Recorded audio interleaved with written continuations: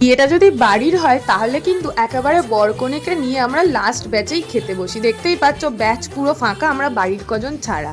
তো যেহেতু অনেকটাই রাত হয়ে গিয়েছিল তাই আমার প্লেট ছিল ফাঁকা, কারণ আমার পেটে আর ঢুকছিল না খাবার, কারণ খেয়েছিলাম আমি স্টলের প্রচুর খাবার। বাহ, বেশ মিল করে আমি বললাম তো। আমি কিন্তু কিছু ক্লিপ বা স্কিপ লিখে রাখিনি, ঠিক আছে, আমি এমনি বলতে বলতে বলে ফেললাম। তো যাই হোক, এখানে কিন্তু আমরা খাওয়া দাওয়া কমপ্লিট করে রাতে বাসর রাত জেগে ঘুম থেকে উঠেই সকালবেলা দেখলাম পিসির যাওয়ার পালা হয়ে গেছে।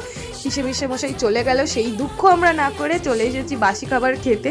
কারণ বাড়ির বিয়ে বাড়ি ভাই, বাড়ির বিয়ের যে আলাদাই মজা। আগের দিনের যত খাবার থাকে সেই সব খাবার বাসি সব আমরাই তো খাবো। আর যাই বলো, বিয়ের দিন রাতে কিন্তু অত ভালো করে খাওয়া যায় না যেরমভাবে বিয়ের পরের দিন আমরা সেই বাসি খাবারগুলো খেয়ে আনন্দটা করতে পারি। তো গায়ে হলুদ থেকে বিয়ে অবধি যত যা আনন্দ করেছি সব ভিডিওই তোমাদের সাথে শেয়ার করলাম, আর কিছু ফটোও তোমাদের সাথে শেয়ার করে নিলাম।